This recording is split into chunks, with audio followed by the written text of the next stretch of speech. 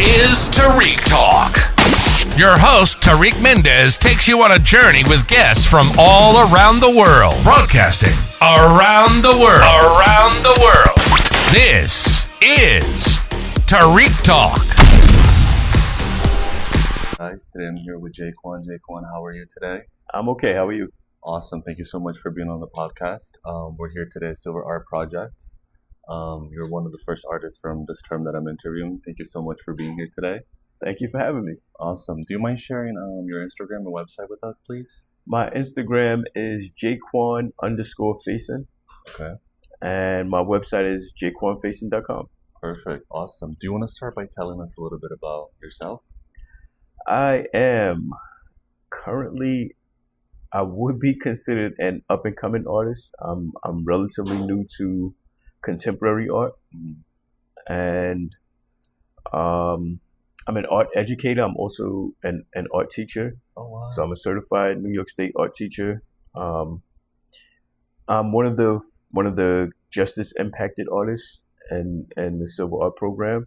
So I'm formerly incarcerated, and yeah, I've had to work a little bit harder and navigate a little bit to find my way here and to move beyond my circumstances. So I have completed my master's at the School of Visual Arts in 2023. Oh, wow, congrats. Thank you. And I'm just here, just trying to move away from what I've been doing in the past, more illustration, and move more toward contemporary art. Oh, wow. And I have to say your work is amazing. Thank you. Do you want to tell us a little bit about your creative process, please? So currently I'm working on again trying to move beyond fine art, which would be considered more portraiture and sort of painting, more traditional art, and trying to move more towards a more contemporary aesthetic. Exploring mediums, exploring surfaces, exploring objects, and just having more of a variety of expression, of visual expression, and less of a focus on solely just my ability to paint and my ability to draw or my ability to sculpt. And have you always been an artist, like from when you were young? Have you always had that interest in drawing and creating art? I have been drawing since I can probably remember being able to think. Oh, wow, really? So I drawing is probably intrinsically a part of who I am. Oh, nice. So drawing is my foundation. So I think in the past I've dealt with issues of whether or not I would consider myself an artist, or in some cases just someone who knows how to draw. So again, I'm trying my hardest to move, not trying my hardest, but I'm trying to move more towards expressing myself in a particular way and beyond just being someone who knows how to draw. Oh, wow, that's amazing. And can you tell us a little bit about your studio practice? Like when you come in the studio, are you an artist that you get to work right away, or do you kind of have to meditate, read the newspaper, have a coffee, or can you just dive right in? I tend to be a bit more, I wouldn't say disorganized, but a little bit more cluttered because of, as an artist, I'm a little bit more physical. And I like to, in the past, I've also worked with my hands. I've done some work as a handyman, and I really like the idea of actually feeling something of I've also worked as a sculptor. So a lot of times when I'm working, it's a lot more physical. I'm moving around, I'm moving things from space to space, and sometimes my studio tends to get cluttered. So generally when I come in, I try to clean off my table as much as possible so I can get started. And from there, I usually get to work.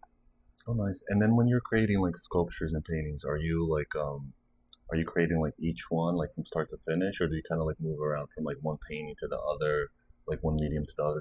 Are you more like strict, like where you like to start and finish each piece, or you more have fun with it? Well, my work is my art is I try to be a little bit more thoughtful, Uh-huh. and I try to pack as much information as I can, if possible, into my work. Hmm. So I do tend to bounce around from piece to piece. Sometime I need time to be able to think and to be able to see the work, to pull back, to step back and focus on what I'm doing and not be. I think unfortunately sometimes I get a little bit self assured Hmm. that because I know how to draw, that the work you know looks good while I'm working. So often, and I work with oil paint. Uh-huh. So often I need to time to let the painting dry and time to pull back again so I can see what exactly is going on and what I can improve or what I can add or what I can subtract, to make the painting work a bit better. So it's very rare that I'm working, that I work from start to finish on one project. And a lot of times most of my projects tend to affect each other in some way. Hmm. I try to make things a bit more harmonious. Hmm. So if I am working on a series, I'll work on maybe two or three pieces within the series at the same time, and that gives me also a space where I can say, maybe this is working a little bit better, and this one isn't, or maybe I can take some ideas from this and add them, or just gives me a lot of room to edit. Okay. That was actually going to be my next question. So, let's say like when you start a painting and it's maybe not turning out the way you want it to be, do you ever like transfer to like a sculpture or vice versa? Like if something doesn't work out for like one type of medium, do you like to use that for another type of medium? Well, I haven't exactly done that yet. Hmm. I think, and I do have instances where, for instance, there's a painting back here, a Hmm. drawing back here that we can't. I don't know. I'm not sure if we can see it yet, but that initially started out as a drawing that I was going to turn into a painting, Hmm. and then I realized I'm drawing a sculpture Oh, that wow. I'm coming up with this sculpture in my Yeah. mind, and the idea was to have a painting of a sculpture. Oh, wow. But at some point I said, you know what, I can actually sculpt. So why wouldn't I just Yeah. actually sculpt it, and have it there? And if I needed to use it as a model, I can also use it as a model. Oh, nice.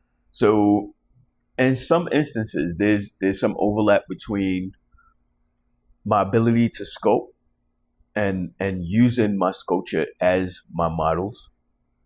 I'm also still working somewhat as an illustrator. Hmm.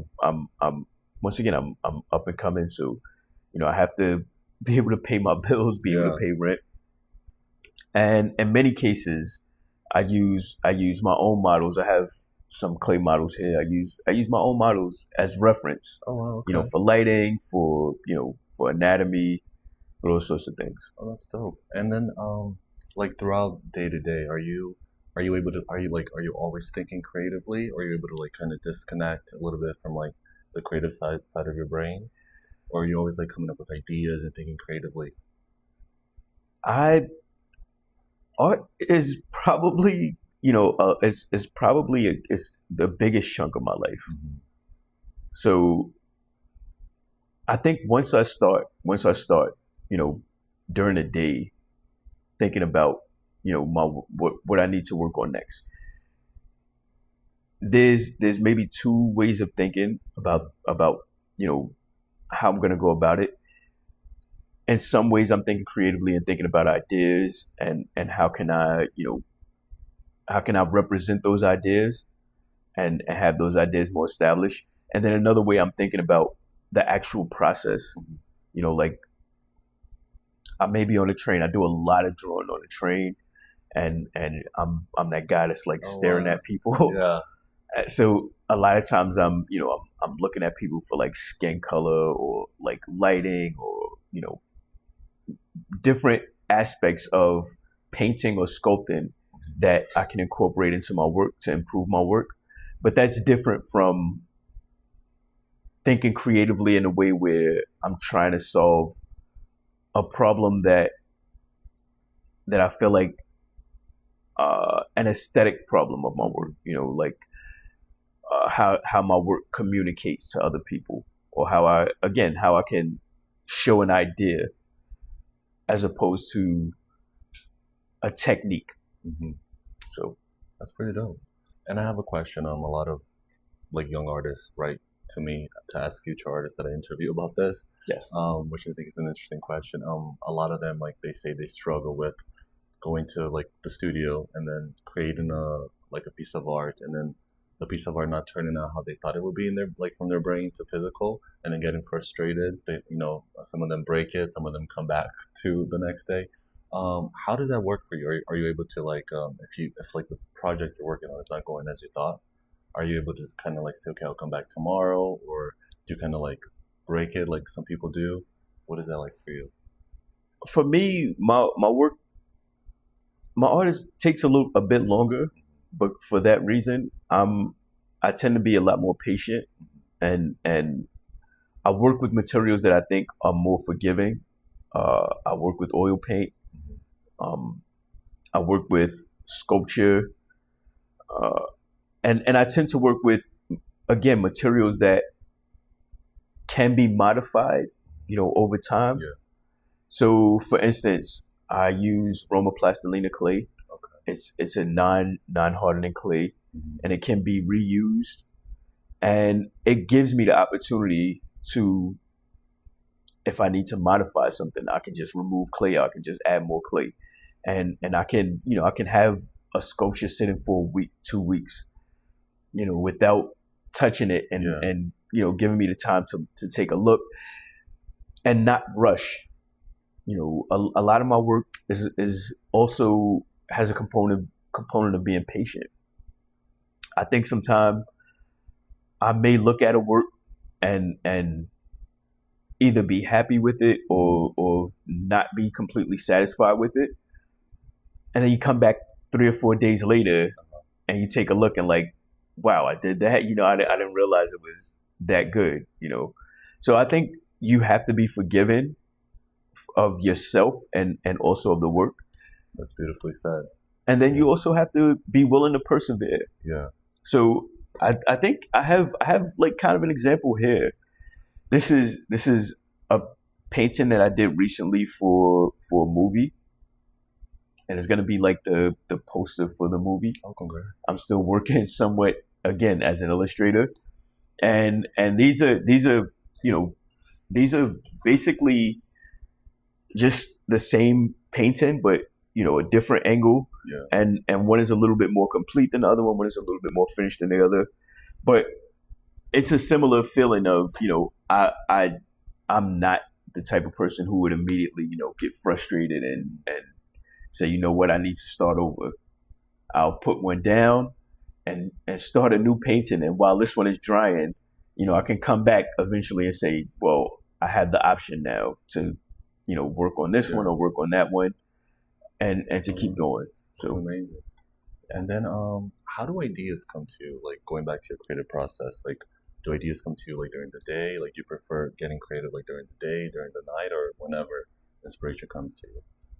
I am very much a night person. Yeah. I'm a very much a What's your nighttime sign? person. I'm a Cancer. Oh, you're a Cancer again.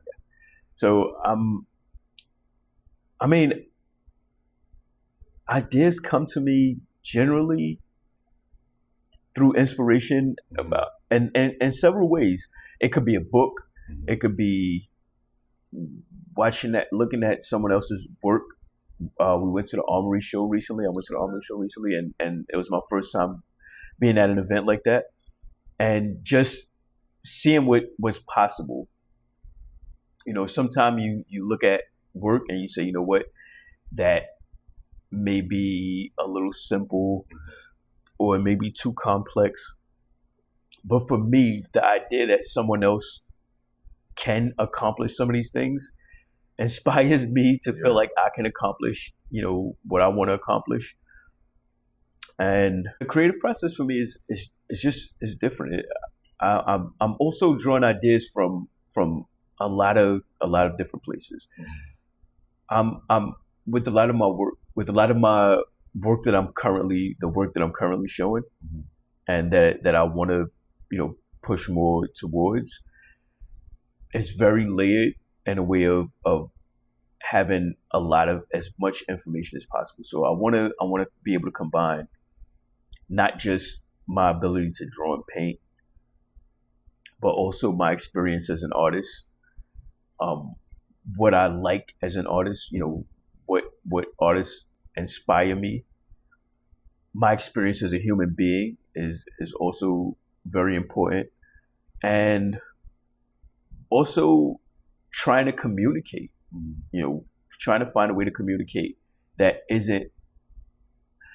So when I do illustration, it's a little bit more of what they call on the nose.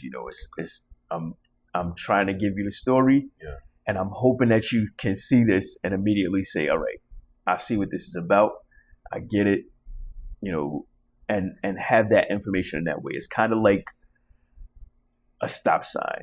You should know immediately when you see this to stop, as opposed to working in a more contemporary art way where you're hoping that two things happen. You're hoping that someone can look at it and find somewhere that they can relate to it, an entry point for them and within their own, within their own mind, but then also that it's not so on the nose, that they're willing to ask questions, that they're willing to look a little bit deeper, that they want to look deeper, that they want to discover more about the work, that they want to discover more about the artist, that they want to find something that they can relate to, or something that they can understand, or even something that they don't understand, and that they're willing to, again, explore and find out more about it.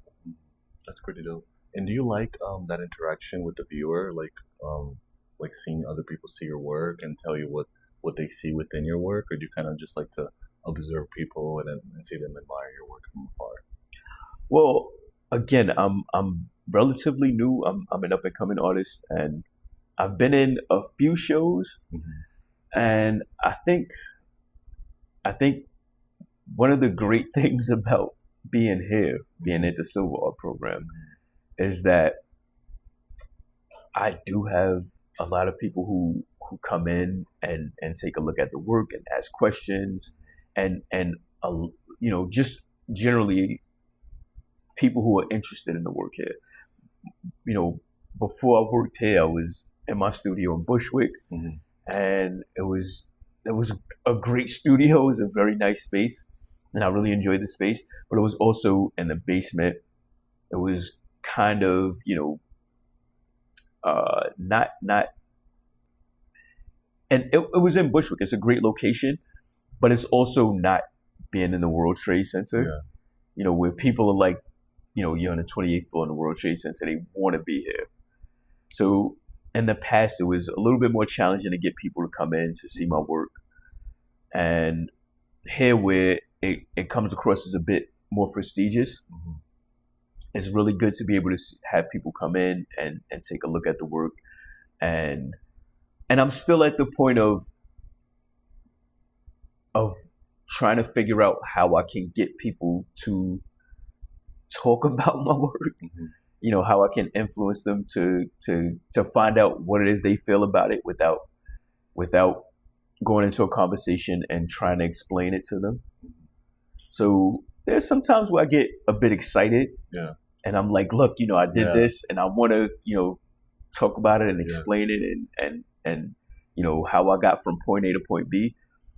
But more recently, again, especially moving into a more contemporary art sense, I would love for people to come in and be able to tell me, how they feel about my work and what they think about it. That's beautifully said. And can you share with us some future projects you have coming up, or anything you're working on at the moment? So I am currently working on. I'm not sure if we can see it here, but more recently, I again moving into a more contemporary art sense. I'm showing at uh, the Center for Art and Advocacy Gallery, a new gallery that opened very recently, and the show closes very soon. It's been up for a few months, but it closes on the 20th. Thank you. It's a group show, and I've been working on these prison mirrors. These are actual prison mirrors. Oh wow. And I was able to source these online. They're pretty difficult to get, unless you have, I guess, like particular clearance. Yeah. If you wow. you have to work in law enforcement. So I was very fortunate to be able to get them. And again, I just want to be able to explore mediums, explore different surfaces.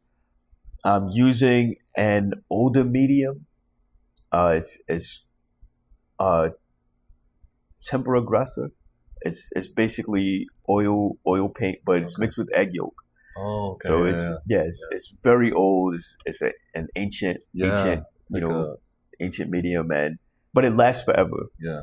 It lasts. I mean, not forever, but it lasts a relatively long time.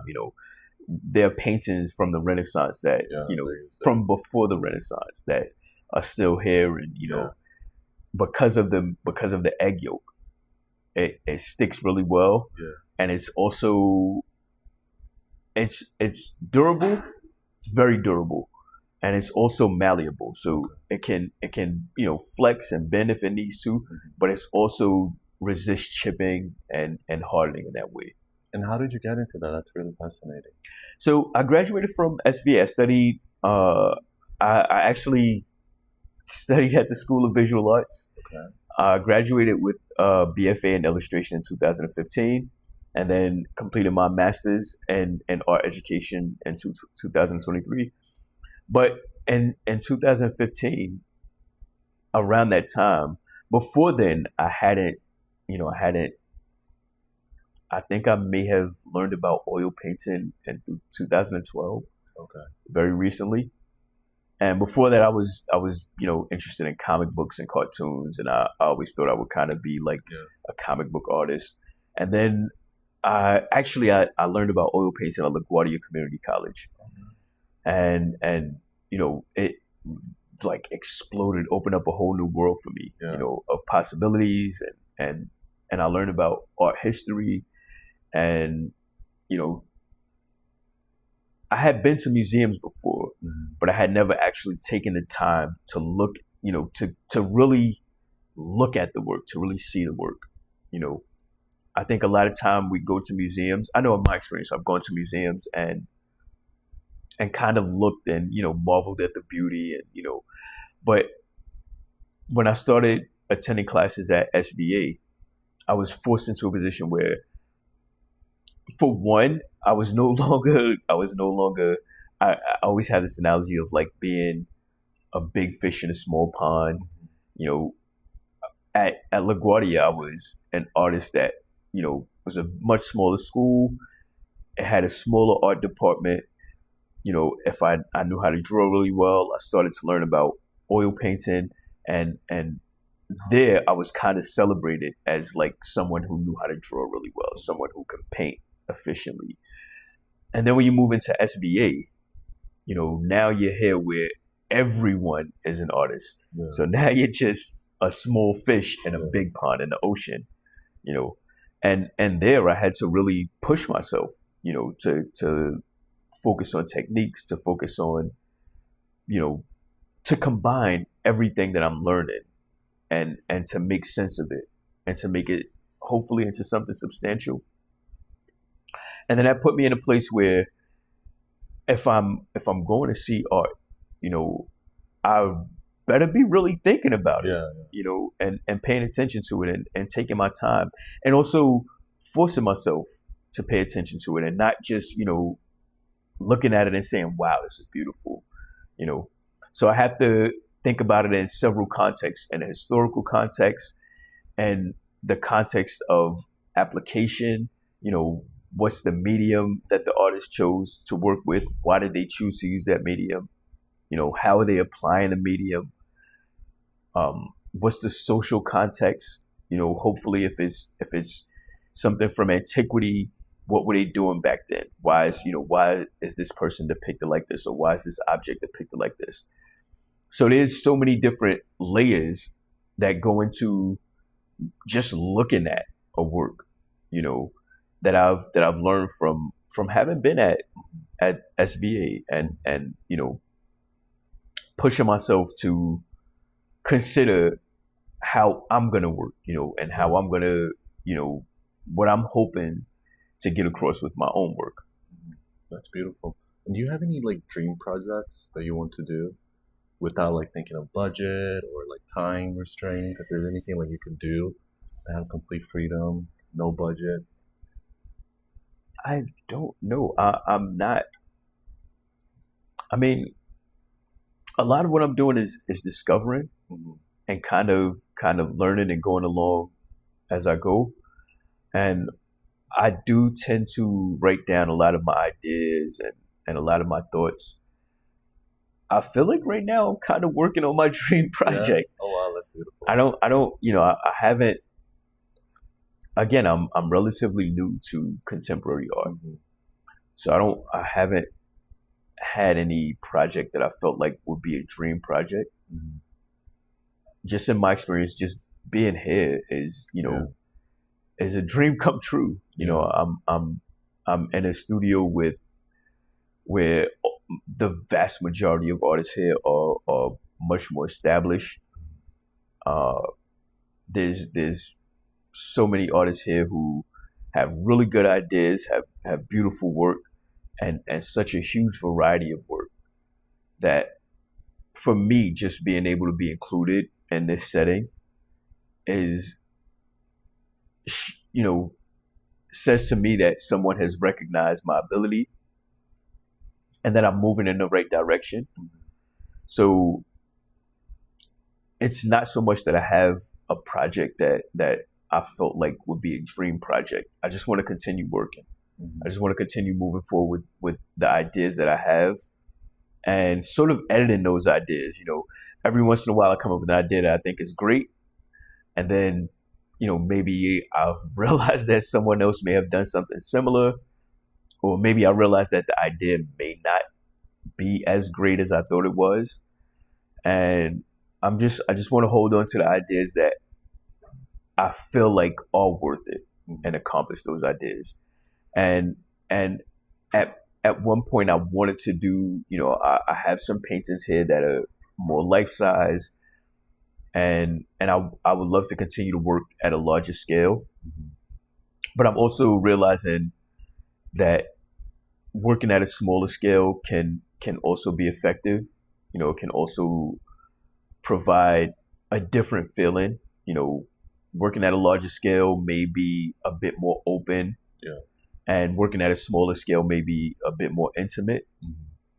So I don't have a project that I feel like is necessarily a dream project. I just want to continue my life's work. That's beautifully said. Thank you. Really nice. Going back to, you previously mentioned about being incarcerated. Do you think that has impacted your work today? Absolutely. Yeah. Being incarcerated has absolutely impacted my work. So I don't know. I feel like I'm going to go on a long Please do. rant of a story now. So yes, I was born and raised in Brooklyn, New York. Unfortunately, raised by a single mother. My mother has, she's done her absolute best to make sure we had all of our necessities. And, my mother's phenomenal. She's been a huge part of my inspiration as an artist and as a person. Unfortunately, I didn't have as much guidance as I probably could have, as a youth. And we lived in conditions of poverty for some time. My family was in and out of shelters, and my mother was receiving public assistance, to take care of me and my siblings. And again, my mother's worked hard also, on her part to overcome those circumstances. But there was a time where I didn't have a lot of guidance, and I started to see things that were going on around me in my neighborhood, and I started to pick up on those things, and wanting to be visible, and wanting to feel like I was somebody, that I was worth something.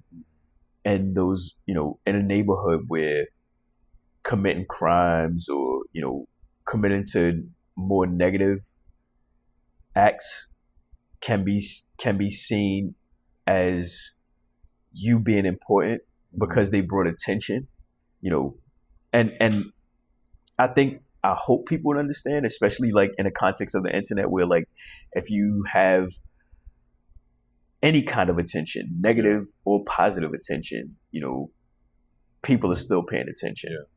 So, I went along a path that was a bit more irresponsible and definitely more harmful to me and people around me as well. And I didn't complete high school. I was incarcerated. I was in prison and in jail for the first time at 16 years old. Oh my goodness. Yeah, and it was really challenging. It was really challenging, and at the time I kind of saw it as like a rites of passage.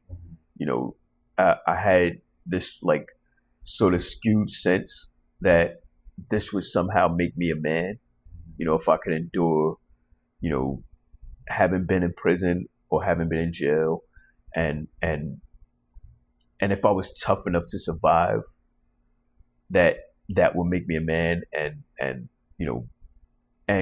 also coming home and going back to those neighborhoods where some of these things at the time were kind of celebrated, not in a sense of like where people felt happy that I was, came home from prison, but where, again, people saw it as, kind of something that made you tougher, made you more manly in that sense.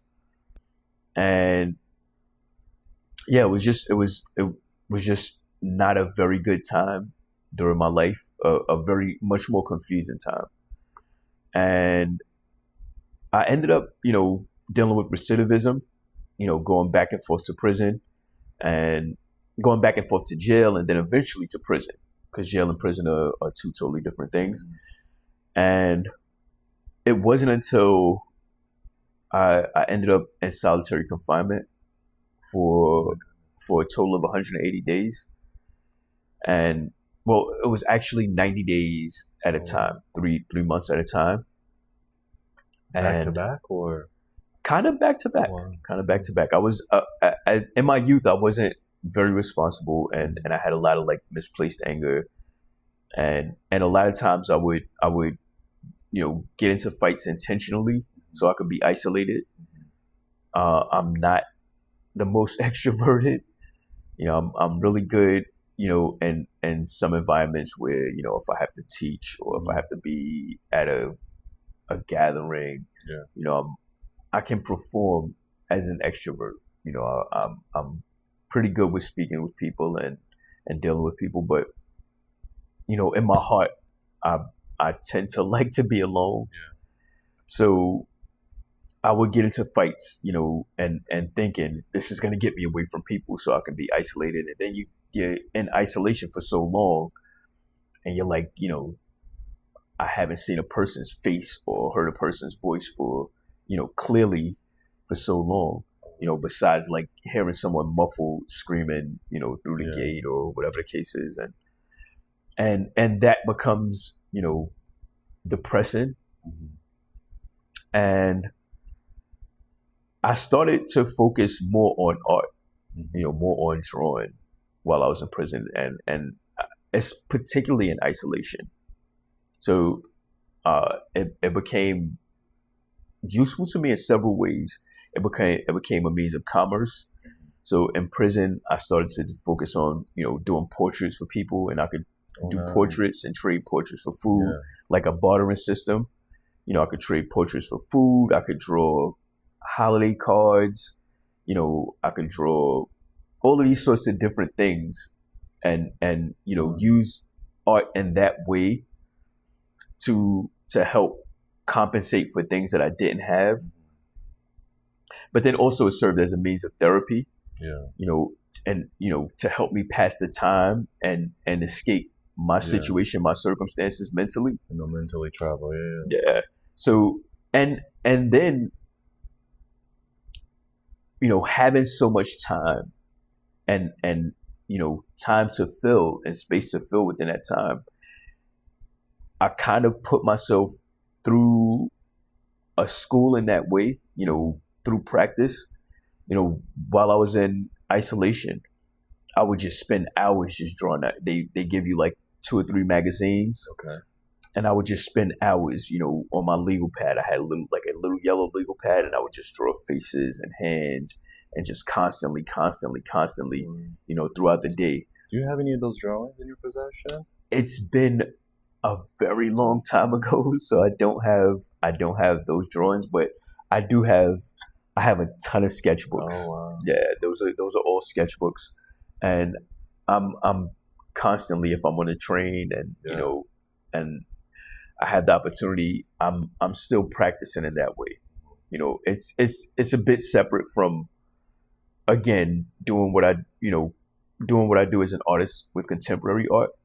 Is not the same as just the immediacy of sketching and drawing someone, but it's still a very therapeutic, thing to do, especially in New York City, where you're on a train and there's so many different personalities and so many different things going on. Yeah. It's a way to keep me contained, and it's also a way to escape my circumstances that I'm on this train, and who knows what's going on.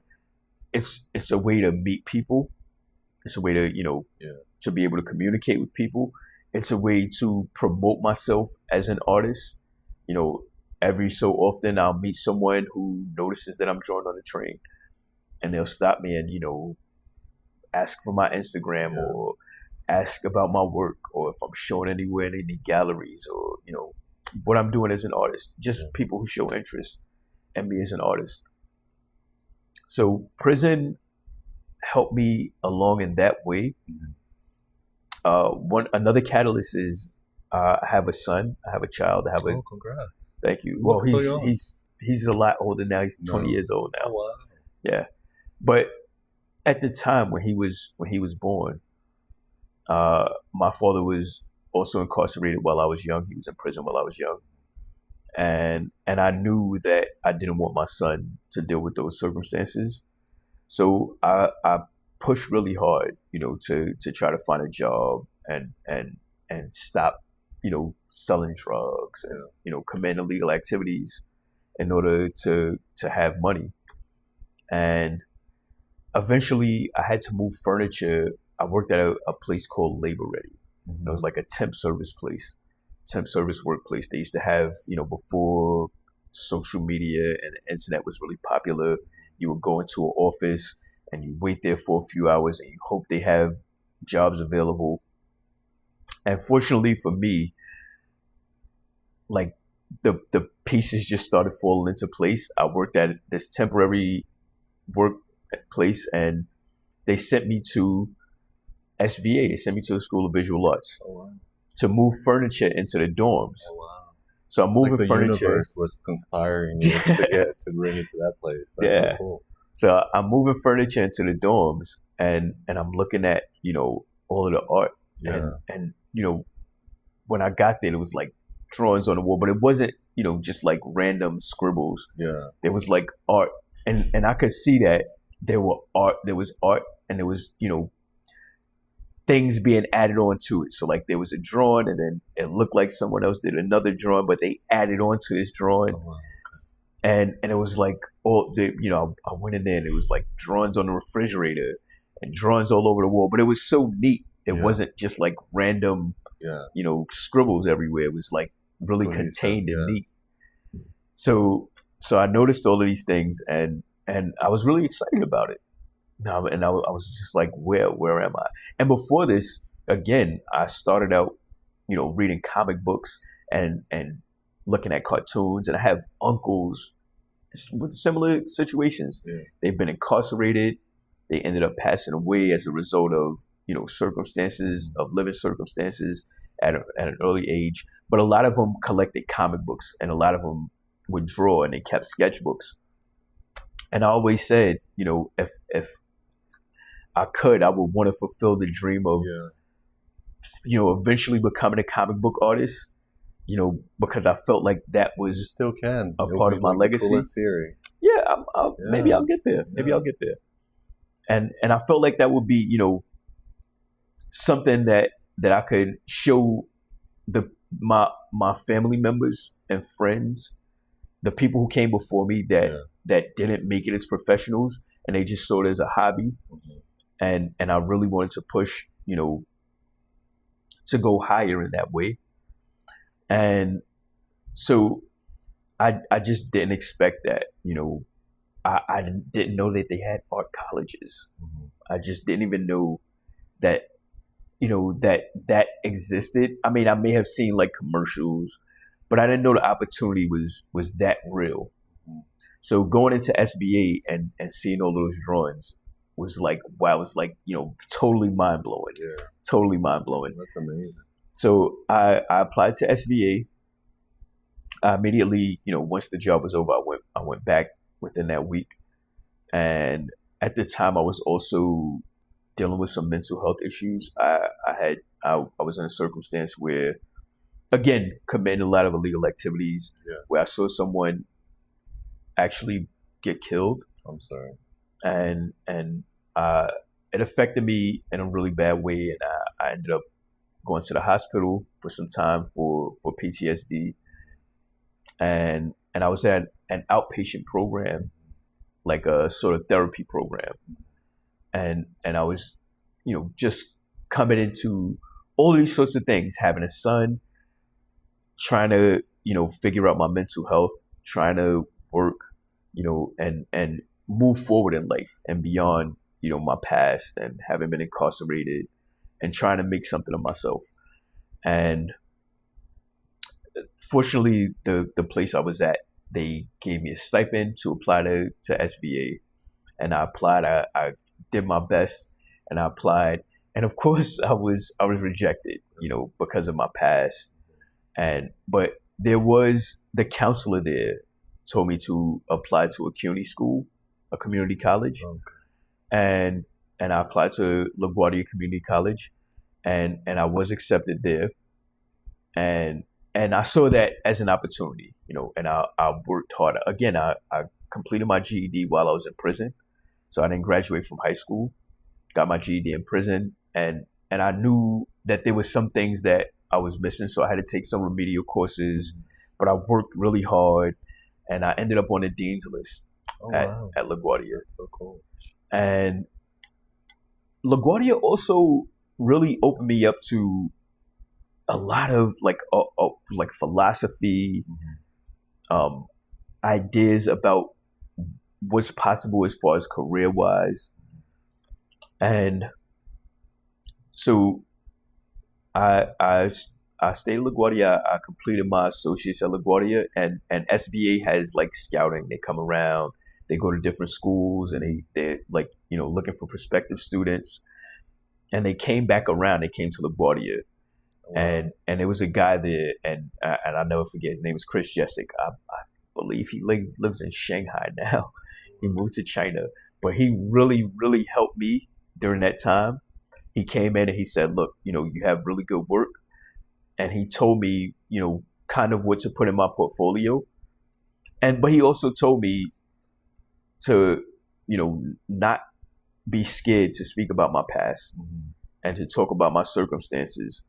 And I think that's kind of what I was missing, was not, speaking about that, and in a way that gave an explanation that was more palatable. I was initially ashamed and not, I mentioned it, but I didn't give like an explanation of my circumstances. Yeah. So I applied to SBA again, and I got the Silas H. Rhodes Scholarship. So SBA accepted me the second time I applied, and it was probably like I mean, I'm at a place where I'm reaching all of these milestones. Yeah. So I'm probably gonna say it again.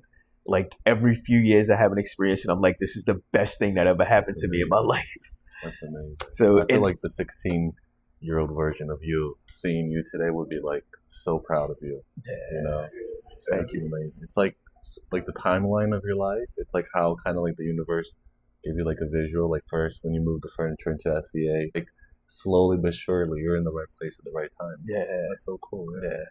And I mean, even now, like I'm every time I think about it, I feel like, all right, I might start crying. Yeah. So, No, I definitely like hearing everything. I think it's like beautiful. I mean, I was thinking like this would be like a great like screenplay if somebody's listening. Yeah. maybe I'll get towards Yes, this. you better get those right. Yeah. Yeah. So yeah, SVA was phenomenal. Yeah. I can't. I mean,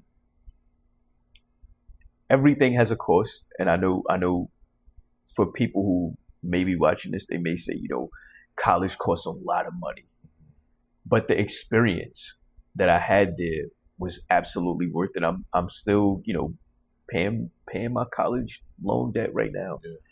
but the experience is, there's no way for me to be able to measure it, for me to quantify it with money. The staff at Priceless, SVA, yeah, it's totally priceless. The staff at SVA is and this is not, I don't get paid to promote SVA, Yeah. but the staff are generally all professional working artists. So you have nearly all of your teachers, nearly all of the professors at SVA, if not all, have been professional working artists or are still professional working artists while they're, doing instruction at SVA. So I had the opportunity to work with real artists, and then also to work with artists whose work that I actually appreciated. Like I'm looking at someone like Stephen Assell, who's a one of my favorite painters, and I remember maybe 2 months before I started attending courses at SVA, I started looking at artists. Again, I discovered oil painting at LaGuardia. So I'm now finding out about all of these artists who use oil paint. And I'm looking and I'm looking and I see Stephen Assell's work and I really like this guy's work. And then I go to a gallery and you see it in person and like, wow, like, this is phenomenal work. And then I get to SVA and I'm looking at the classes and like, wait a minute, this guy's teaching a class here. Oh, wow. So I was able to take several classes. I was able to take 3 courses, studying with Stephen Assell. Yeah. And he's a phenomenal artist. He's a phenomenal person. He actually, outside of SVA, he has a studio in the city. Mm-hmm. I mean, he probably has several studios. Yeah. He's a big name. And he welcomed several students. He's actually welcomed students to his personal studio and hired a model.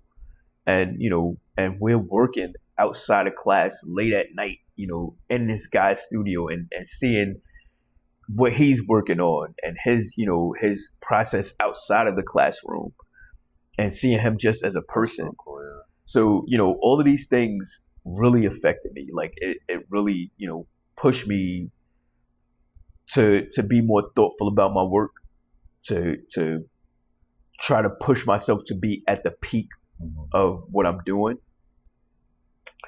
And it also, SVA also offers other classes. I started learning about philosophy, particularly existentialism at LaGuardia, but I was also able to take existentialism courses at SVA as well. Beyond just focusing on art and applying art, they have classes that are theory and all those sorts of things. So I was able to take an existentialism course, and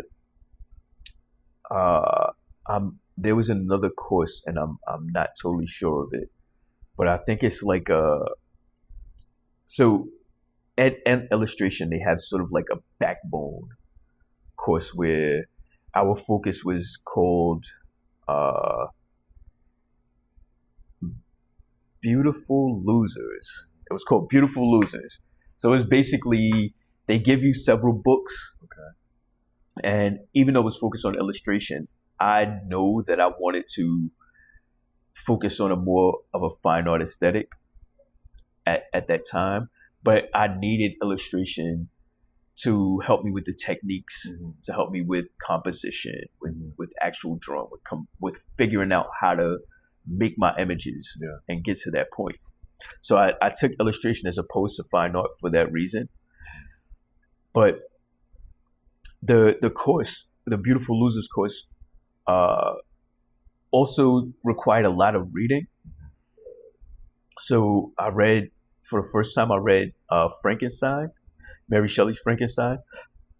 And it was so different from, so much more different from the movies. You know, from what we see in the movies, a lot of like the depiction in the movie is that the monster is actually Frankenstein, and he's not actually the monster.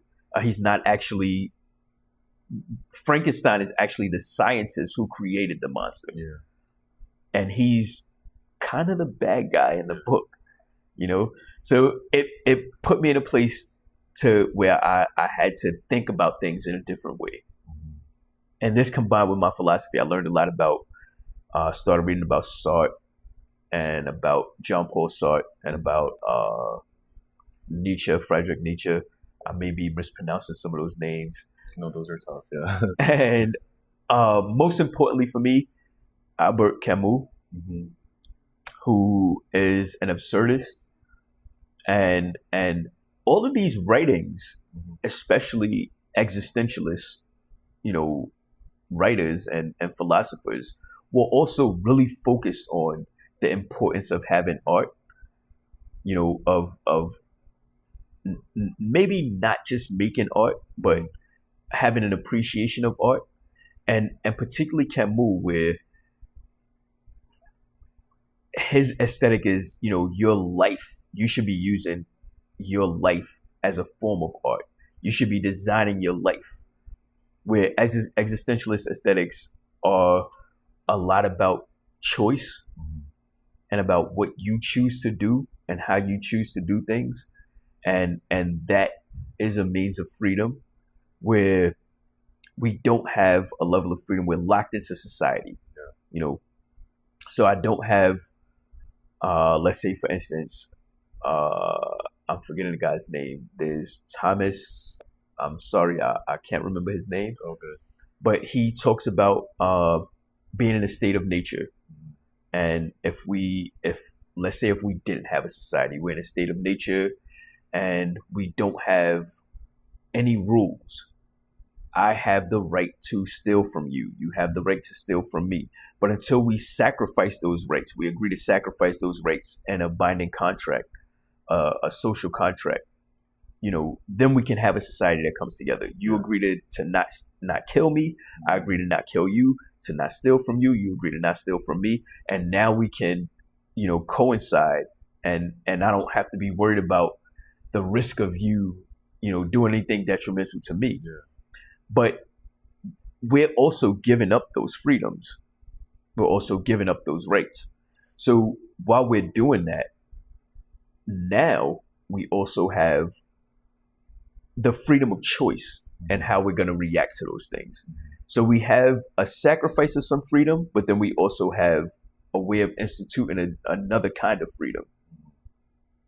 And I think when I learned about that as well, it started to inform my art, and it started to inform who I am as a person. It started to, you know, shape me into who I am as a person. But also it called back to sort of like a full circle thing of my experience. I didn't mention this, but I also did some rapping when I was a kid. I used to rap, you know, when I was younger. I performed. I've been on stage a few times. You know, there was a few years where I really thought I was going to be a rapper. Oh, that's so cool. And the reason I mention it is because I started to think about rap music. And in the context and through the lens of existentialism. and I started to tie these things together. And so, for instance, talking about choice and freedom in that way. So while I was incarcerated, I had to. Jay-Z has a line where he says, "They trap my body, they can't lock my mind. Easily explains how we adapt to crime."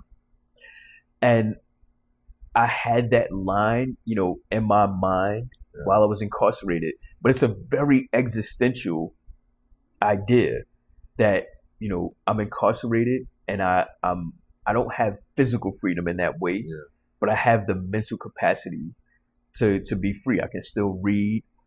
I can still escape, my circumstances through my art. I can choose how I react to, these situations, or how I act within these situations, and not just reacting.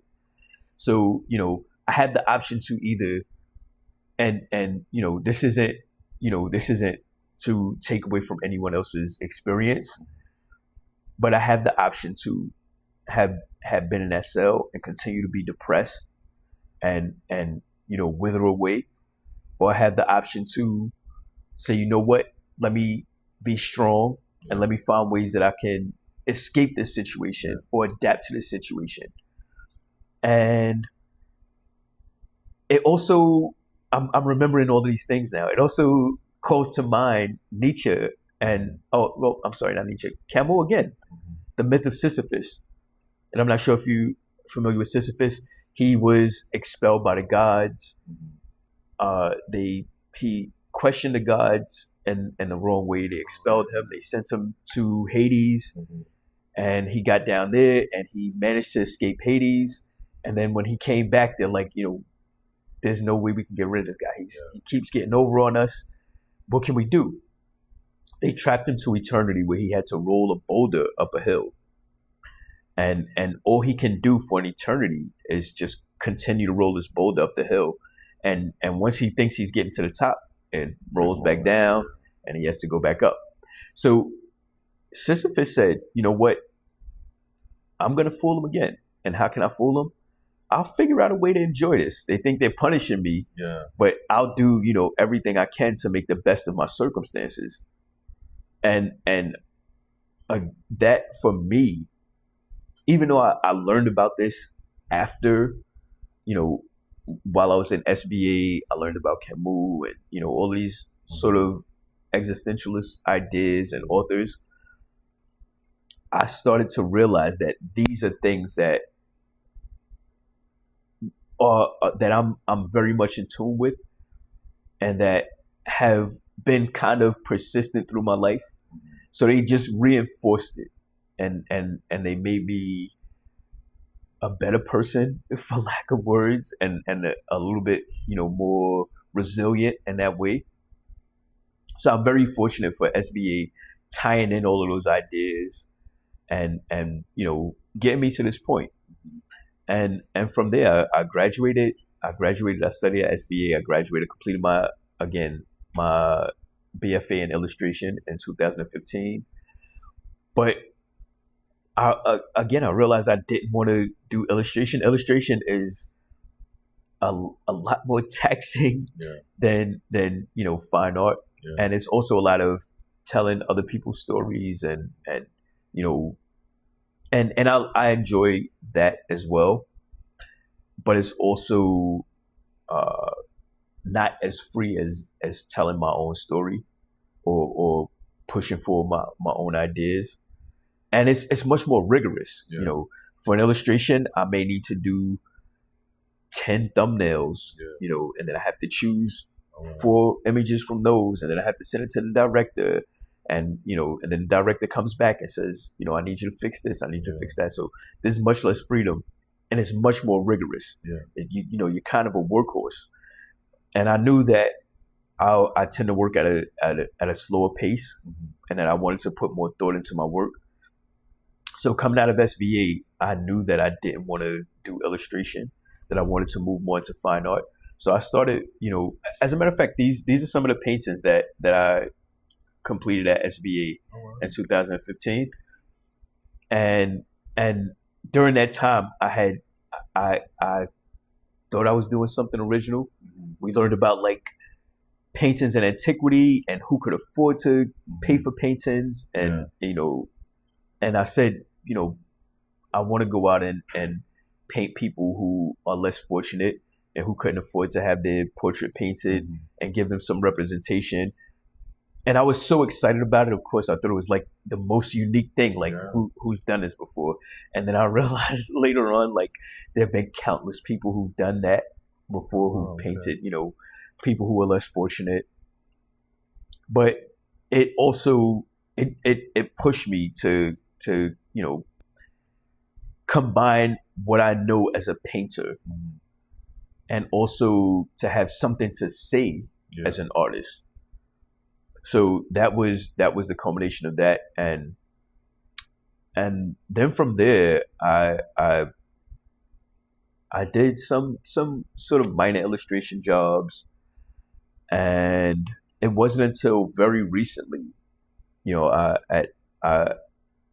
went back to SVA in 2021, around the time of the pandemic, a little bit after the pandemic, and mostly because I realized that the art world can be fickle, and I wasn't totally as sure about whether I would be successful or not. But I didn't want to stop. As an artist, I don't want to focus on, making money, even though that is extremely important. Everyone needs to pay bills, everyone needs to take care of their rent, and and I have a child, and I mean he's not a child anymore. No. He's still a child, and I still have to be able to support him. And so I needed to make, I needed to be able to pay my bills, pay my rent.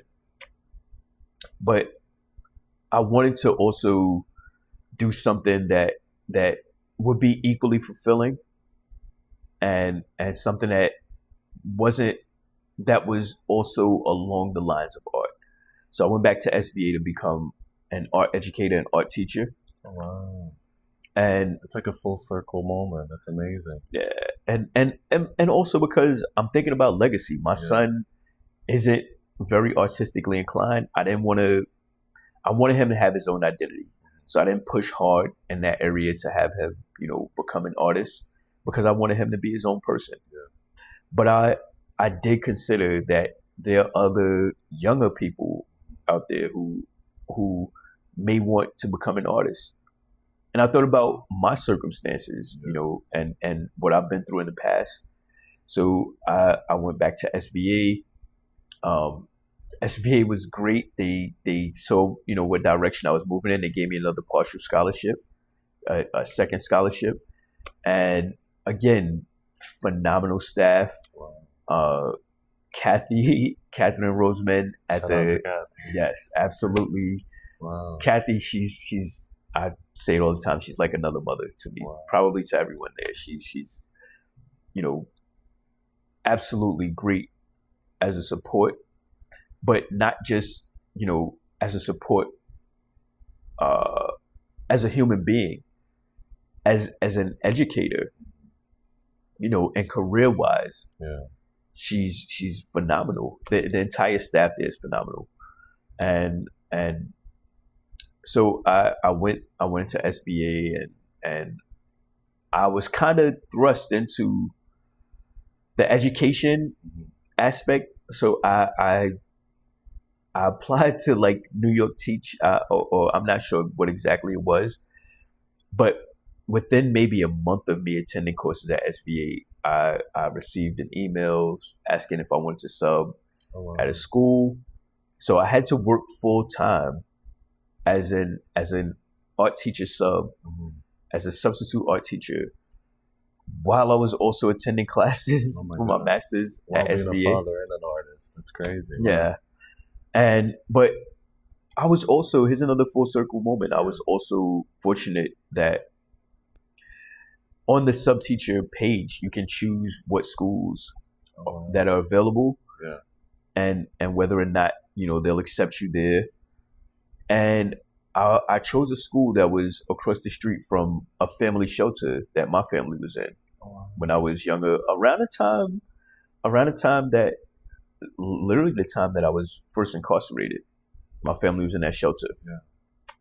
So I worked at that school, and I wasn't perfect. I didn't know a whole lot about writing lesson plans, and there were times where I may have been late. You know, a lot of it was overwhelming. Was learning a lot of new things and then also trying to apply them. And I tend to work a little bit slower, and I'm not making excuses for it. No, I understand. So I didn't do as well as I could have that year, but just the idea that I hope that I had some effect on some of the students who were in that shelter system or who lived in that neighborhood. There's a lot of public housing in the neighborhood. It's a neighborhood that isn't, it's not the Upper West Side. It's in the Lower East Side. There's not, a whole lot of, it's not a high income neighborhood. So my biggest hope was that I had some effect on some of the students there and could inspire them to push themselves further, whether it was art or whatever it is that they chose. So I chose to be there, and I had that experience, and I, for me, I think it was a great experience. Professionally, I could have absolutely have done better, but I'll work from there, and then I think the next year I worked at Corona Arts and Sciences in Queens. And I did a lot better there, once you have the experience and you know what to expect. And I was still at SBA, but I got to a place where I could now, I know about making lesson plans and coming up with a curriculum and classroom management, and all of these sorts of things. And I had some experience from my previous school. So I did much better there. And I think the students appreciated me a lot more there as well. Yeah. And I think the staff appreciated me a lot more there as well. And then I also learned about it. It also informed my art practice and a sense of what am I putting out and what I think people will be accepting of and what people will be interested in. So for instance, I learned a lot about social emotional learning, and there's a lot of components of the social aspect of art, how art affects people, how people work together to accomplish things, the emotional aspects of it in the context of learning, and how people can regulate their emotions through activities, through art, particularly the students. But it also made me think about culture and what I'm teaching in the schools. So for instance, as an art teacher, in most cases, you have to come up with your own curriculum. It's not like teaching history or teaching art history. So I was afforded the opportunity to teach the students about their culture. I love Picasso. I love Rubens is, one of my favorite artists. I have, a lot of books I love books. I have, tons of books of my favorite artists. But I also realized that I'm going into a school where there's a lot of students with parents from Central America, Latin American students. And I didn't want to go into those schools and teach them in a way that I wanted to give them hope. And I wanted to give them inspiration and show them that there are Mexican artists that are viable. There are Ecuadorian artists that, are alive and making money and are successful, and are being seen in museums and galleries. Yeah. So I also kind of grew up with this idea that as an artist, you probably won't make any money until you die, or you won't be famous until you die, and I think in a lot of circumstances, especially in neighborhoods where there's lower income, that's kind of the narrative. So I was fortunate to be, put in a place where I can speak to those students in that way, where I can say, you know what, here's an artist from Ecuador or from Guatemala, or here's an art form from there, as opposed to the Western history that I've learned, where I can share with them a part of their history, and help them add on to their history, and if they want to, to move forward as an artist and push that legacy further within their own culture. So, for instance, I love Halloween. Like it's my absolute favorite holiday. Yeah. But I'm in a school with, again, mostly Central American students. So I broke the lesson down into the Day of the Dead and also a celebration of Halloween. But through my celebration of Halloween, I wanted to focus more on art techniques. Yeah. I had several classes of students who actually chose to be there. So they were willing to learn how to draw. They were willing to learn how to paint.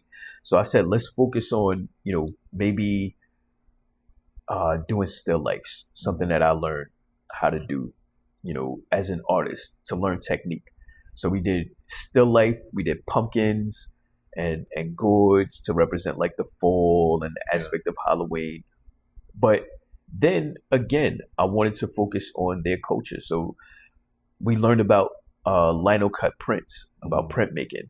And I know printmaking is pretty big in Mexico, where they use printmaking for a lot of different ceremonies and a lot of parties, and because it's able to be mass produced easier, and also the fact that they have their own holiday. So I said, let's have a class where we're doing printmaking, but it's focused on the Day of the Dead. And it gives the students the opportunity to celebrate their culture, but also learn a technique that they can apply, and a technique that they can be successful with. I don't know if you've ever been in Jackson Heights. There's a lot of a lot of commerce, in some areas, and often you see people with tables, you see people with like churro stands, you see all these different things. If you're walking down like Broadway, I believe it is, you'll see like all of the stores and you see all of the vendors. And again, it gave me the opportunity to tell these students, if you're worried about, whether or not you're going to be making some money as an artist, you can make prints. Yeah. Now you have this ability, what the tools are, what the materials are. You've made some of these prints. You're going to go home with, this linoleum that you've carved yourself, and you know how to make these prints. All you need to do is buy the ink, have some paper ready, and you can make more prints. And you can go out and set up a table and sell those prints. Yeah, that's amazing. So it helped me, and it helped me with my lesson plans in that way. But I also hope to help inspire those students to feel like they can be successful, that they can, be able to sustain themselves as artists, and then also to be proud of their culture, and not feel like, see themselves in the world. Yeah, that we're not, like I said, I appreciate Picasso, and I appreciate Warhol and all of their work, but a lot of times, if we don't see that there are people like us who can accomplish these things, it may feel a little bit far off, So I really wanted to be able to offer that. As you previously mentioned, when you were like 16 and getting in trouble because you didn't have some enough let's say guidance, as you said, I don't think you realized even though you didn't have that, you became that for somebody else. Do you know what I'm saying? I if hope you think so. about it, I'm just so amazed by the timeline of your life. Yes. And how little by little the universe pushed you in the right way. Yeah. Giving little clues. And then now, you became the exact a hero almost, I think, to the people that you taught. Because I interviewed a lot of people, and I never seen somebody, talk about their students saying, I wanted them to see themselves in what they're learning. So I think that's beautiful. That's Thank really, you. That's Thank really you. amazing. Well, I feel it's kind of cliche, but my story is kind of like a typical hero's journey tale. Yeah. The hero's journey, you deal with some situation, you leave, you learn something, you come back, and then you sort of seen as a hero if you can inspire other people to overcome the circumstances. I feel in the future they might be getting interviewed, and the way you talked about Kathy, they're going to be talking about you, let's say 10, 20 years from now. I would hope so. I would love it. There's every once in a while also. So I've also worked at outside of SVA. I've worked at some private schools. Being an educator is at this time, I'm still seeking employment. It's not as easy, you know, and so I've had to work at, you know, whatever I can take here, there, you know, along with completing my art. Like I'm doing illustration. Excuse me. It's okay. I'm doing illustration. I'm teaching at some schools. I may be at one school for a week, however long they need me, and then hoping to go to another school. But every once in a while, I'll bump into one of my students. And for me, the best thing is either having the students recognize you and stop and talk to you, because you know I've been a student before, and I know the feeling of like, that's one of my teachers coming. I don't want to talk to this guy. You know, you're kind of getting out of the way, you know.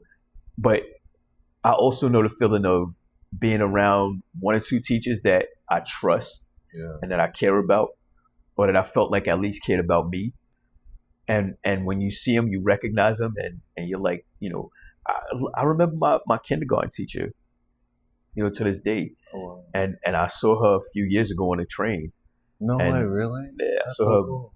a while ago, maybe 5 or 6 years ago on a train, and immediately Miss Tenort, you know, I remember her name, I remember her face, and she you know, she was a lot older now, but I've recognized her, I know who she was. So I hope, you know, when I do, like I said, I've been on a train myself, and I'm walking through, you know, last year sometime I'm walking through. The A train has this long passage, I think, at 42nd Street. And I saw one of my students, a younger female student. And at the time she was in middle school and she graduated to high school. And this happened twice. You see students when they're younger and you see them and you're like, I kind of think I know that person. And you're like, wait a minute. They must have went through puberty or something, like a little bit older. And you know, for me, the best feeling is when they recognize you, you know, and they stop you and they're like, hey teacher, hey Mr. J, hey Mr. F, you know, whatever the case is.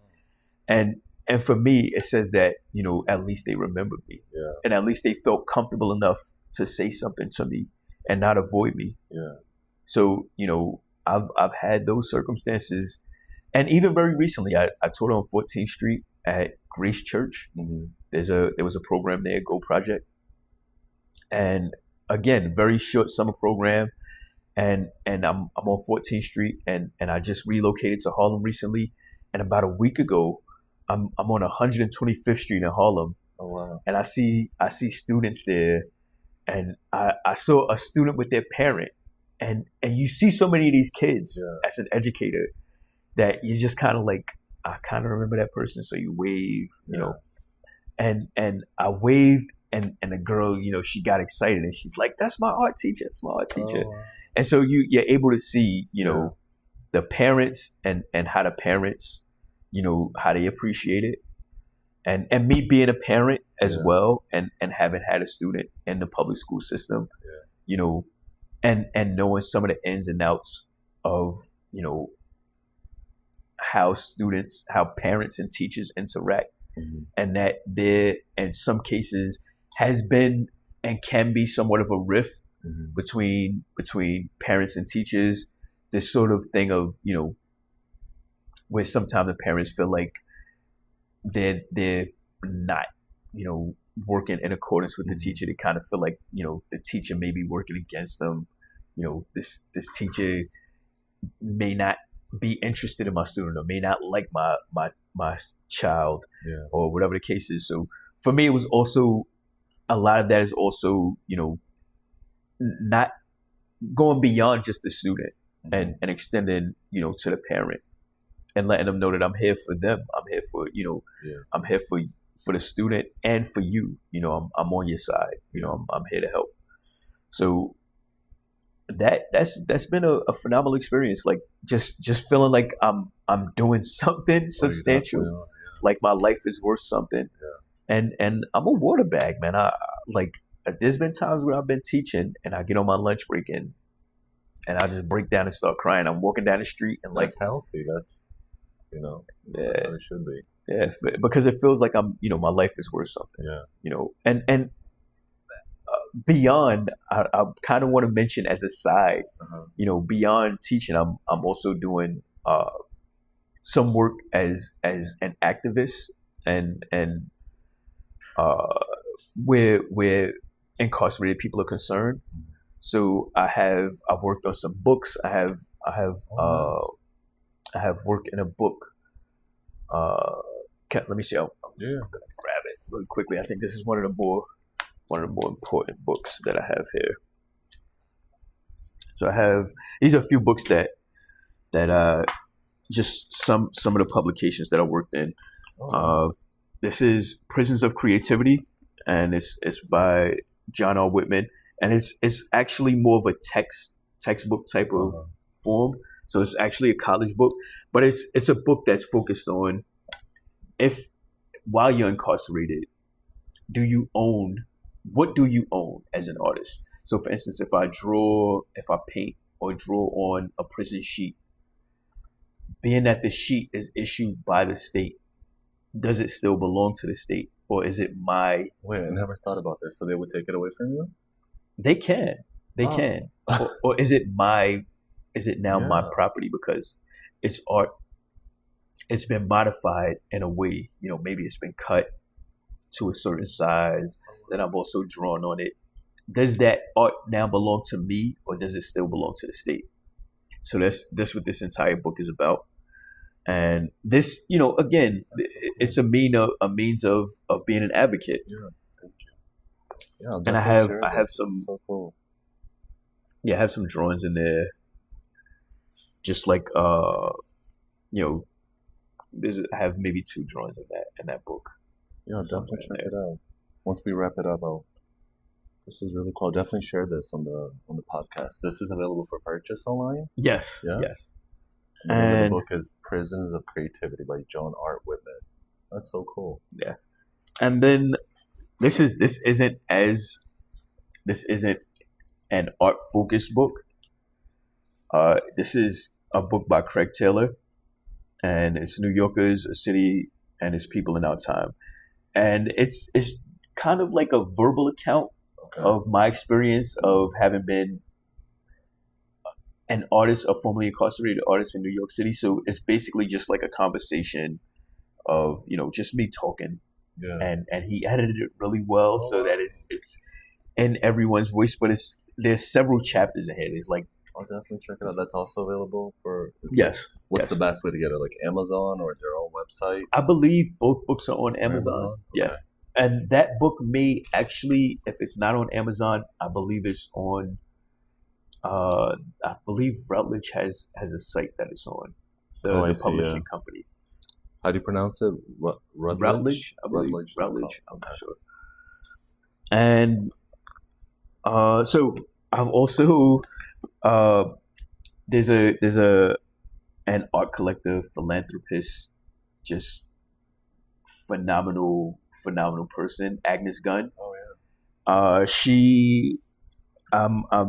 I've been fortunate to be included in. She has like a birthday celebration that I'm not sure if they do it every year or if I'm just new to it. Yeah. But she has a birthday celebration where they compile work from artists. You dedicate a piece to her, or you make a small piece for her, or a card. And this book isn't published; it's more of like a collector's item. But I feel really, I feel great to have been included in. I mean, I'm in a book with Jeff Koons, Rashid Johnson, like great artists. I can't. Here's my actual piece there. Oh wow, you did that? Yeah. Oh, wow, that's amazing. It was just like her. Thank you. This is so cool. Thank you. Oh, but wow. There's the list of artists that I'm included within that, within that book. It's a great piece. Thank you. Wow. Congratulations. Thank you. And this is a recent this is recent. This is for Aggie's 85th birthday. Okay. Yeah. So again, like Richard Serra, Cindy Sherman, Micheline Thomas, like to be the best, yeah. included, you know, with those artists Yeah. is to me is a really big deal. Yeah. You know, and it makes me feel great as an artist, as a Yeah. person. You know, it makes me feel like people care about what I'm doing. Yeah. That I'm moving in the right direction. You are, for sure. And very recently, so I also, again, I'm you know, doing a lot of publications and you know, doing a lot of work, you know, illustration work, and you know, moving into, I'm trying to move away from that soon, but I still really do enjoy it. And this is a magazine. It's called Dr. Clean Magazine. It's a magazine that is, I'm not sure if they're going to continue, but it's by a film producer. Okay. And I really like what do you call them? Grindhouse movies, like B-list movies, like movies that are intentionally bad, like, you know, for entertainment. But so I came across this movie, and I got into a discussion about it with someone online, with, I believe, one of the directors online. Okay. And I, you know, I mentioned, you know, I just like bad movies. You know, I like intentionally bad movies. Well, I'm trying to think of, like, there's a movie called The Stuff. Okay. I think James Gunn I think he may have started off doing those movies. I could be wrong. It's one of those big name producers. I could be wrong about who it is, but they started off doing like really bad movies, and now they're a really famous producer. And then also, Toxic Avengers. I'm not sure if you know Toxic Avengers. They just remade the movie, so it should be coming out soon, either this year or next year. And it's a movie from the 80s, another really bad B-list movie. But I've worked with I'm kind of going on a tangent right now, but I worked with there's a it's called Trauma. There's a company called Trauma, but I feel so bad I can't remember his name, and he's like one of my favorite producers ever. But his daughter actually makes films now. Oh wow! So it was a very weird thing. Like, I've been following this guy's movies for years, and like, you know, like binge watching his movies and like trying to get other people interested, and his daughter contacted me. No way. Just like out of the blue. Yeah. Oh, wow. Contacted me, and she said, "Look, we know, you know, we saw some of your work, and we're doing this film about prisons, and they're working on a film called The Alabama Solution." Okay. And it's about the sheer amount of deaths in the Alabama prison system. I think one year within 2 years, there was something like close to 1,000 deaths, like either murders or suicides. Is that where they found like all those bodies buried, like in the, like behind the prison or something? I think so. I believe so. That was horrible. So she contacted me to do some art for her film, but again, it was just like, wait a minute, I grew up watching this guy's movies, and then I'm telling you, the universe is like has your back, because everything is like always like little full circle moments. Insane. That's so cool. Yeah, I'm looking at her name, and I'm like, this name looks familiar, and I said, let me look it up, and I looked it up, and sure enough, that's her dad. And so I worked with her, but then so I did some work in this magazine, and this again wasn't an actual illustration. Like, it wasn't an actual illustration job, but I started working on these, like, that's really cool. Sort of like, I call them sad Muppets. They're just like, you know, Muppets. And I wanted to do something initially that isn't, you know, hey, you can take a look. I wanted to do something that isn't, you know, directly human. I wanted to do something. It's not human, but it's so relatable. Like, it's so full of emotion. You know what I mean? It's so heavy. So that's what I wanted to do. I wanted to do something that made you feel a sense of empathy or sympathy or just have some feeling that you can relate to something that isn't human. Yeah. But, you know, and also as a means of therapy. At the time, I was going through a breakup in a relationship and a little bit depressed about it and stressed out, and I felt like this would be a good way to get some art done, but also a way to be a little bit more lighthearted and comical about it, and not have that feeling of being dragged down by like an actual depiction of a person being depressed. Yeah, this is much more relatable. Yeah, I mean your story is amazing. Thank you for sharing this. I'll make sure to put this on the Instagram. Thank you. But I think you're like in such an interesting time of your life. I think the best time of your life. What do you see for yourself like in the future? Like what's next for you that you would like to tackle? At this time, I really want to continue making art.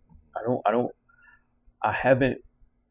I think maybe because I'm in a different circumstance as some of the other artists that I'm familiar with, where I'm a little bit older, and I started a little bit later, and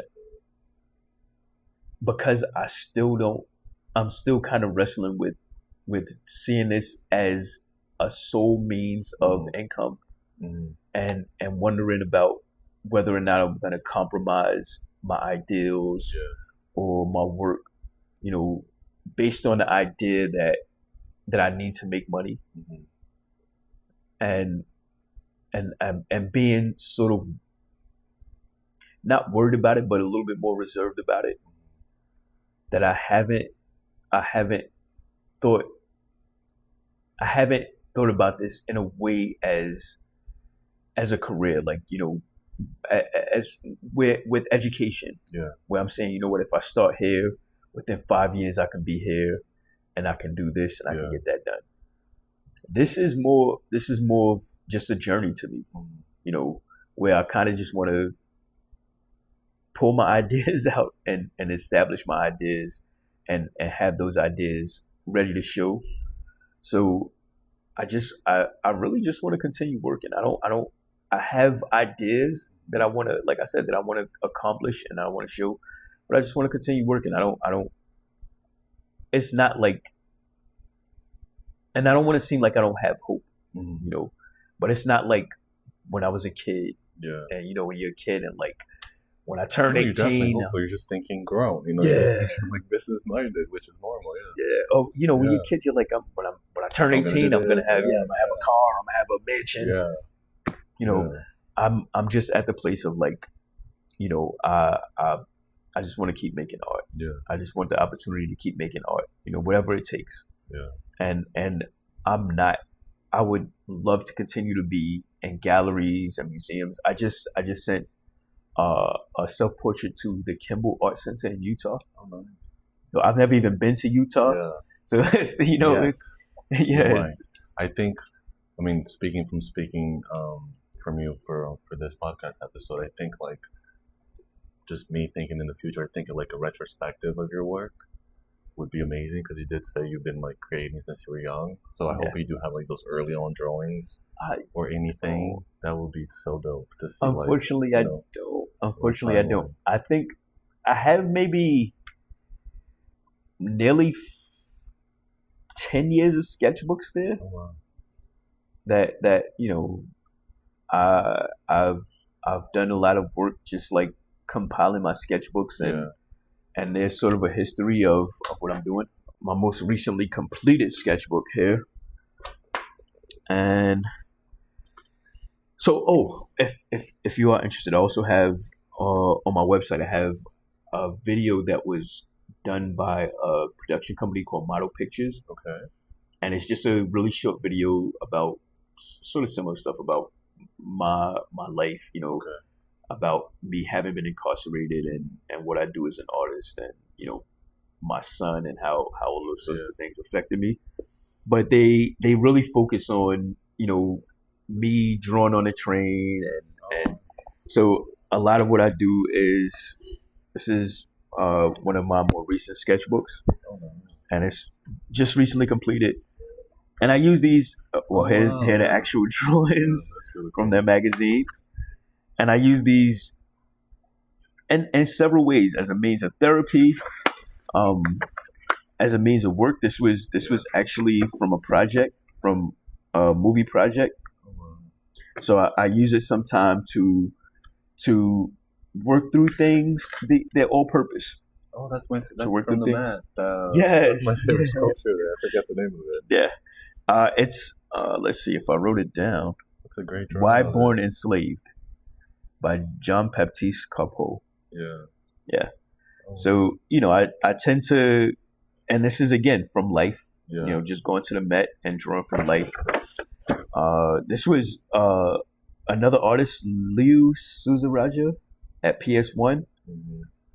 And, just looking at things and drawing things, so cool. more people on the train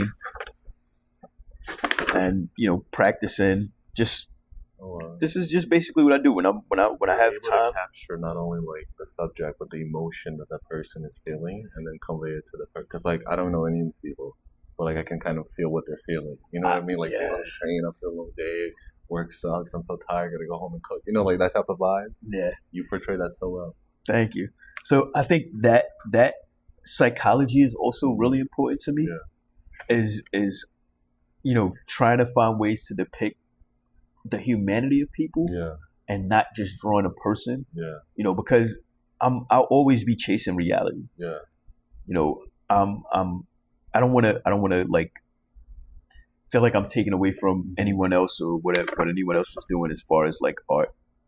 But I think by the definition of the word abstract, Yeah.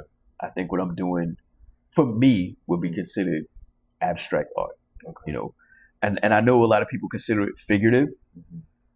based on the idea that there's figurative. There are actually people being shown here and objects being shown here.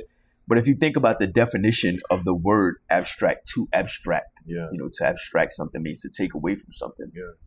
And I'm directly taken away from life and from nature. I'm directly taken away from, the world that I see around me. So I'm abstracting this information and repurposing it Yes. to try to depict it in a way that is as accurate as I can make it. And so I see myself as an abstract artist in that Yeah. sense, not in a traditional sense. And that gives me, it puts me in a place where I'll always be chasing. I'll never be able to draw actual skin. No matter how well I'll paint it, I can paint it photographically, Yeah. but it's not actually the skin. Yeah. It's just a painting of the skin. It's like who said it? This is not a pipe.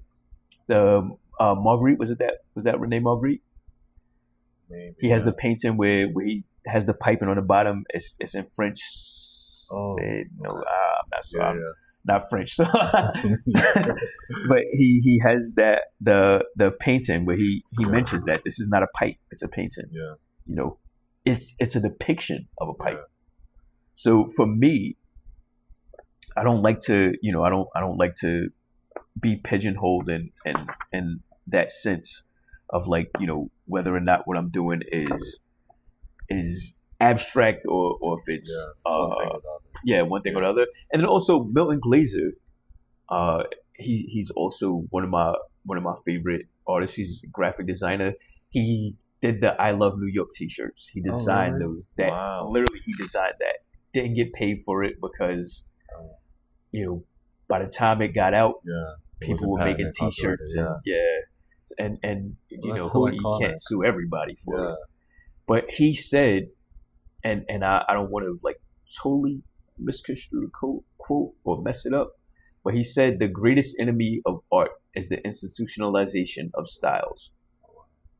And I think when we start separating those styles, I think right now we're in a great era where you can have a Anything, gallery yeah. where you can have what's called figurative or what's called abstract alongside photography or Yeah. alongside video or alongside sound. You have all of these different mediums that or techniques or styles Yeah. that, you know, that can be brought together. But for me, I don't want to limit myself. So right now I am working in a much more obvious and figurative way, but I don't see myself as, you know, as just solely a figurative artist or just a figurative artist. Yeah. You know, I just see myself as an artist who's exploring and you know, trying to find my place, my way to communicate. Yeah. And yes, the psychology again is very important to me. I want to be able to show humanity and as empathetic a way as I can, and without, sometimes that also is an issue, is like, am I inserting myself too much into the work, you know, and trying my hardest to like depict this person as they are, you know, if they're sad, if they're happy, if there's a slight smirk on their face, if they're, you know, engaged with what they're doing on their phone, if they're shocked about it, if they're surprised, if they're tired, like you said, they're coming home from a long day. You capture it so well, yeah. But then also documenting. I have another book up there that around the time of COVID, I was an essential worker during COVID. Oh, wow. And I you know, for me it was like a continuation of history. You see, like where some artists like George Gross is you know, doing paintings of during wartime, and like, you know bodies being, you know, shot, and, you know, people, you know, death, the pictures of death, or like what is it, Goya. I absolutely love Goya, absolutely in my heart. But he also has like I forget what it's called. I think they're called the something of war. But he has all of these prints that are like sort of like the casualties of war. Yeah. So for me, being on the train and you know, doing all these drawings of people with their masks and like people trying to social distance and all of these sorts of things, that was my way of documenting that sort of war. Yeah. You know, so I'm you know, going along in essence with that sort of, not legacy, but that process. You know, so that those are things that are really important to me. And even now, this is my most recent sketchbook. I think maybe within like the last day or two, I did some drawings in here, and I'm still just drawing people on the train and documenting my experience and more movie stuff. I believe this was from the Alabama Solution, the movie I worked on. And I'm currently working on a movie with Faith Ringgold. Not with Faith Ringgold. She has some art. The movie's called, well, not currently working on it. The movie is actually out. It's like, it's been shot at some indie theaters. It was at Sundance. It's called, it's actually by Catherine Gunn. Okay. Agnes Gunn's daughter. Oh, wow. So and she's a phenomenal director and producer. It's amazing what some of these people can do. You see one film and you're like, oh, I really like that film. Then you see another one and like, I like this better. I like this one too, but it's so vastly different. Like this movie that we worked on was kind of like, oh, well, here's my sort of comic book influence. I'm still, you know, haven't given up on that. That's really and these are, again, working through ideas. This is so this is sort of a part of my process, and you can see, let me drop that there. You can see like some of the motif, similar idea of the motif there. Yeah, that's really cool. And I'll talk about that in a bit. But these are you know, this was one that I referenced that's showing that the Center for Art and Advocacy, but it's also done on a prison mirror. And so yeah, just trying my best to depict people in a way that I feel like is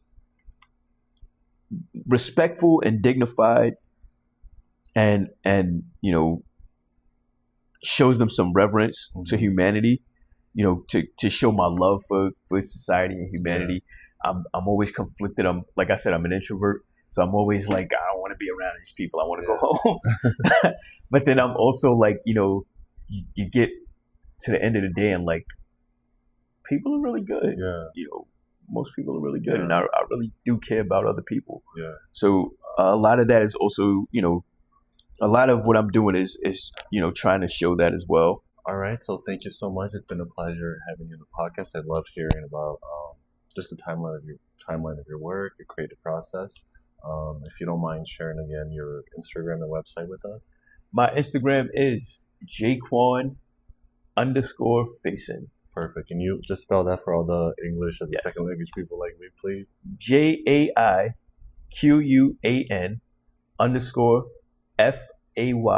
_FAYSON.